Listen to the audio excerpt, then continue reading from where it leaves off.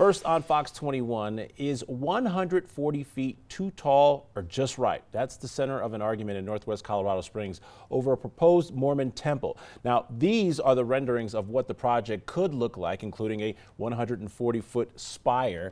Some people living in the area believe that the project violates the city code and have appealed that they want the steeple's height to be lowered and for the spire to not be lit 24 hours a day. Now, ultimately, the project heads to a city council in February for a final decision.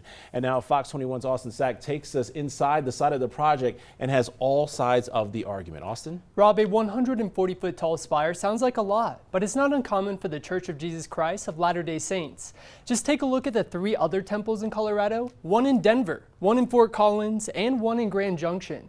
But the project in northwest Colorado Springs, though, will be the first temple in our state built in a residential subdivision, which has some neighbors concerned.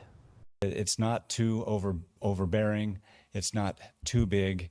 It's just right. The idea that there's this huge building with lights on isn't very attractive to the community.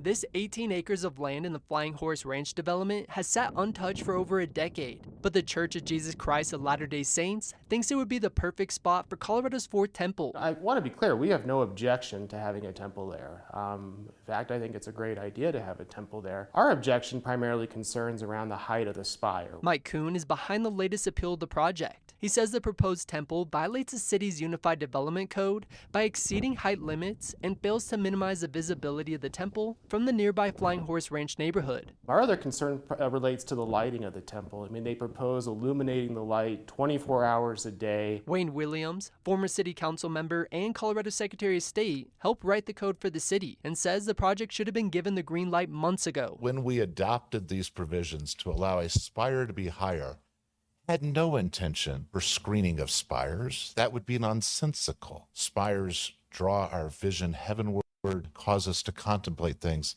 and council specifically created that as an exception in the table. And so that exception does not require screening at all. An attorney representing the church says removing the ability to illuminate the top of the spire would go against its religious beliefs, but they are willing to use a matte finish so the temple is non-reflective. And while the spire is 140 feet from the finished grade, it is 95 feet above the maximum building height, which the church believes meets code requirements. I mean, it's going to be very prominent in the neighborhood. And if you're going to do that, you need to comply with the code, and that the code says what the code says. And, you know, it doesn't need to be, we don't need to have illumination for the entire sky 24 hours a day in a neighborhood. For comparison, the 17 spires of the U.S. Air Force Academy Cadet Chapel rise 150 feet into the air. But it's important to remind you the proposed temple is in a residential neighborhood, and that's the one that's being proposed in northwest Colorado Springs. And we wait for the City Council to decide on February 10th.